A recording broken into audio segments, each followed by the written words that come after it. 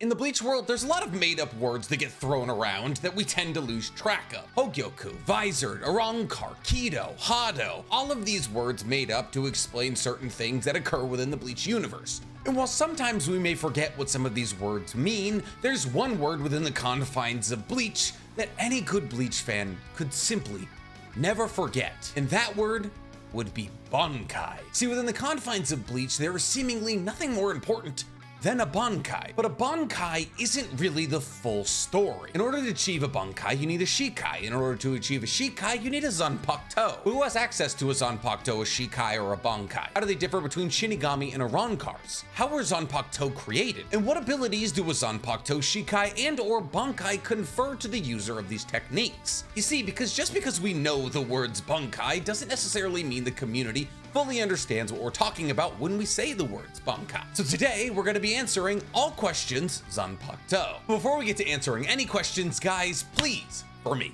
like this video, subscribe to the page, and hit that noti bell. The Zanpakuto. The fanciest way to say swords known to man. But what really is a Zanpakuto? How are they created? How do they acquire names? And how do you strengthen a Zanpakuto? Well, in order to answer all those questions, we're going to have to start these videos off in the way that we tend to start these videos off, at the beginning. And to begin today's video, we're gonna answer the easy question. What is a Zanpakuto? Except that's not actually that easy of a question. See, Zanpakuto is the main weapon used by Shinigami, Arankars, and Visoreds. But the answer of what is a Zanpakuto differs to whoever is using said Zanpakuto. To a low-ranking Shinigami, a Zanpakuto is an Asauchi. But that's another made-up word, so what does Asauchi mean? Well, an Asauchi is a Zanpakuto without a name, meaning that the user of the Zanpakuto isn't powerful enough to know the name of their Zanpakuto and unseal it. However, stronger Shinigamis, Arankars, and Visoreds do know the names of their Zanpakuto. Therefore, their Zanpakutos aren't Asauchi because their Zanpakuto have names. And understanding your Zanpakuto's name is a very important thing in unsealing it. You see, every Zanpakuto starts sealed, and the majority of Zanpakuto, while sealed, take the shape of a Japanese sword. I'm using Japanese sword as a catch-all here because the swords vary on whoever is wielding them. Some people's Japanese sword is a katana, like Rukia. However, Ichigo's Zangetsu is like a cleaver of sorts, and some people's Zanpakuto are quite literally guns. But on a majority basis, most Zanpakuto are Japanese swords. But how do these supposed Japanese swords differ from actual Japanese swords? Well, the main purpose and difference of a Zanpakuto is that it can cut spiritual bodies. While spiritual bodies are able to interact with physical objects, which is how, like, let's say a hollow would be able to destroy a building, usual weapons, by and large, cannot interact with spiritual bodies like hollows or pluses, unless it's necessary for Shinigami, Arankar, or Visoreds to have this weapon that can interact with beings made out of reishi. This way, not only are Shinigamis able to cut open hollows' masks, but also perform kanso on pluses. But even though every single Zanpakuto is forged to do the same thing, that doesn't mean they all do the same thing in the same way. See, every single Zanpakuto has a spirit residing inside of it. A spirit that is a reflection of the wielder's spirit. And these spirits residing within a Zanpakuto are sentient, meaning that these Zanpakuto spirits have their own abilities, appearance, and personalities. And while usually by and large, like I said earlier, these spirits are a reflection of the wielder's spirit, sometimes the wielder and the Zanpakuto spirit will find themselves at odds. And since the Zanpakuto spirit is its own individual sentient spirit, it can work collaboratively with the wielder of the Zanpakuto to power up said wielder. Since the Zanpakuto has its own spiritual energy, it can confer to the wielder. However, this collaboration of power cannot happen until a Shinigami learns the name of their Zanpakuto. However, upon speaking this name, the collaboration can begin and the Zanpakuto and the wielder can get stronger together. But because of the very nature of how a Zanpakuto spirit works, a Zanpakuto spirit isn't born until a Shinigami is born. And if a Shinigami should die, the Zanpakuto spirit also dies. There's only one known exception to this rule, Shinken Hakuken. This is a Zanpakuto passed down generation to generation in the Issei clan. And since this sword is passed down from generation to generation, members of the Issei clan can actually not create their own Zanpakuto. But Zanpakuto are a lot more than just a name. The physical Zanpakuto spirit resides within every single Zanpakuto, and this physical spirit has a physical form. In order to truly find cooperation with a Zanpakuto, a Shinigami has to step into their Zanpakuto's dimension, and for familiarize themselves with the Zanpakuto spirit form. On top of this, we learn from Zangetsu, Ichigo Zanpakuto, that a Zanpakuto spirit can actually merge with a hollow, which can increase the power of the Zanpakuto spirit. But like I stated earlier, Shinigami aren't the only people who can wield Zanpakuto. Obviously, Vizards, who are all once Shinigami, can wield Zanpakuto, that's obvious. But a Rancor can also wield Zanpakuto. However, an Rancor Zanpakuto is not a weapon. In fact, an Rancor Zanpakuto is much more similar to Zangetsu's blending with a hollow, in that an Rancor Zanpakuto doesn't form as a weapon, but as an embodiment of the Rancor's power. This is why Coyote was able to make his Zanpakuto into a pistol. But now that we've set the precedent for what a Zanpakuto is, how are they created? Well, believe it or not, but every singular Zanpakuto was created by one dude. Every single Zanpakuto was created and conceived by a man by the name of Oetsu. Oetsu is a member of the Royal Guard and has the title, the God of the Blade. Since the birth of the Soul Society, Oetsu has been creating Zanpakuto for every single Shinigami. And since Oetsu created every singular Zanpakuto, he knows where every singular Zanpakuto is in every singular dimension and who is holding it. Though Oetsu wasn't the person who created the name Shikai and Bankai. That was another member of the Royal Guard by the name of Ichibei. But how does Oetsu make these Zanpakuto? Well, he uses Shinigami souls and melds them together into physical form to give an Asauchi form. Because remember, a Zanpakuto doesn't truly become a Zanpakuto until the wielder learns its name, and until then, it's an Asauchi. And every single Shinigami who has ever Shinigami'd has had to go through the Shino Academy, the academy where all Shinigamis learn to be Shinigamis. And upon entering the Shino Academy, every wannabe Shinigami is handed an Asauchi. And while an Asauchi is technically weaker than a Zanpakuto, since you don't know the name of the Zanpakuto spirit residing within your own blade and therefore can collaborate with each other to make more powerful hits, in a way, the Asauchi is the strongest form of Zanpakuto, because an Asauchi can turn into anything. This is why when you enter the Shino Academy, spending every single possible minute with your Asauchi is of paramount importance, because as you spend more time with your Asauchi, you form the shape of your Zanpakuto's soul. And the closer that Zanpakuto's soul is to your own, the better your collaboration, and therefore the stronger you will become. However, this isn't always the case. You see, Kenpachi Zaraki, the captain of Squad 11, said to be one of the strongest Shinigami in the Serete, actually took his Zanpakuto from a dead Shinigami. And thus for hundreds of years, Zaraki never learned the name of his Zanpakuto, meaning he was winning fights without the power of his Zanpakuto spirit. It wasn't until Kenpachi learned the name of his Zanpakuto that he truly ascended to the highest heights of strength. But when it comes down to it, shaping your Zanpakuto spirit and learning its name to perform a Shikai, also known as an unleashing of your Zanpakuto spirit, isn't enough to truly make it as powerful as it could be. While knowing a Zanpakuto spirit's name is very important, knowing the Zanpakuto spirit, period,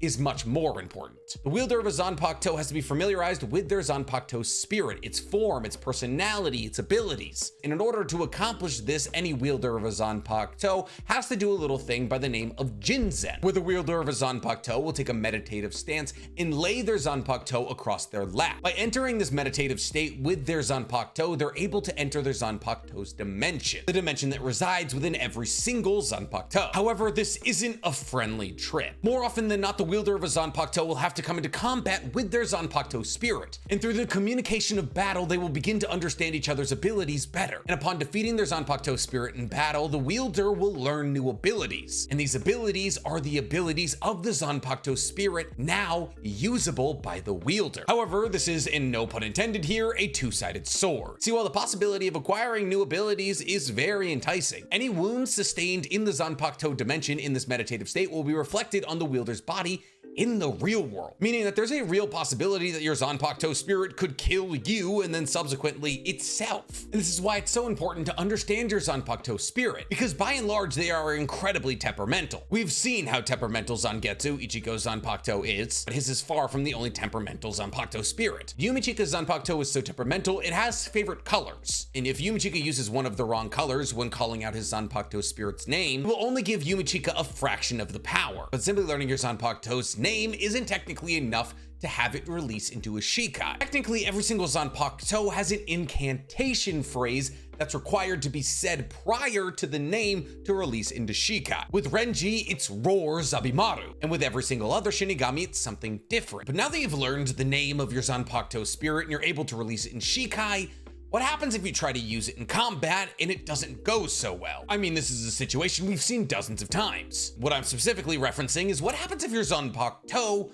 breaks. Well, since the Zanpakuto is an extension of the owner's soul, it can't be replaced. Nobody can have two Zanpakutos. However, a Zanpakuto can be regenerated. It just takes Whale's spiritual power and a lot of time. However, a Zanpakuto can only be fixed if it's broken in Shikai form, and if the hilt of the Zanpakuto remains intact. Should a Zanpakuto be broken in Bankai form or have its hilt destroyed in Shikai form, it can never be returned to its original form. However, this doesn't mean that it can't be forged into something different. We'll talk about that more when we get to Bankais. But before we get to Bankais, there's a couple other things I need to touch on Zanpakuto and Shikai. Specifically, that size matters. What do I mean by that? Well, the size of a Zanpakuto actually directly reflects the amount of spiritual power that the wielder has. This is why Ichigo's Zanpakuto is so large. Now, I know what you're saying. Then why doesn't Aizen have a Buster Sword? Well, beings of otherworldly spiritual pressure actually purposely shrink their Zanpakuto because if it was truly reflective of their spiritual power, it would be too large. However, the size of a Zanpakuto, while it does matter, also doesn't matter. What do I mean by that? It doesn't matter how large a Zanpakuto, a Shikai, or a Bankai gets, the wielder of said weapon can use it effortlessly. This is because the Zanpakuto is an extension of the wielder's soul. It's stated that the captains of the Gotei 13 Zanpakuto could be the size of skyscrapers. They would be the size of skyscrapers based off the amount of spiritual power that these captains have. However, they purposely keep them smaller because if they were the size of skyscrapers, they would be incredibly unyielding. Okay, that covers pretty much everything we need to talk about when it comes to Zanpakuto or Shikai, which brings us to our more interesting part of the video, Bankai. Bankai is the second and final form of a Zanpakuto. There is nothing, no matter how much fanfics want it to be, after Bankai. Prior to Bankai being called Bankai, it was actually referred to as Shinuchi. This is because the man who made the term Bankai was Ichibei, who was the first person to ever achieve Bankai, and his Bankai is called Shinuchi. Bankai is a necessity for anybody who wants to be a Gotei 13 captain, as the core requirements for becoming a captain are Shikai and Bankai, obviously with the exception of Kenpachi Zaraki, who kind of just elbowed his way in through sheer strength of will. A Bankai is a bit more than just saying a couple of fancy words and your sword changing even further than it already has. Bankai requires being able to subjugate and materialize your Zanpakuto spirit. We've already talked about how a wielder needs to enter the Zanpakuto dimension to get closer to their Zanpakuto spirit and therefore get stronger with their Zanpakuto. However, Bankai is the opposite of entering your Zanpakuto spirit world. Bankai is pulling your Zanpakuto spirit out of its own dimension and manifesting it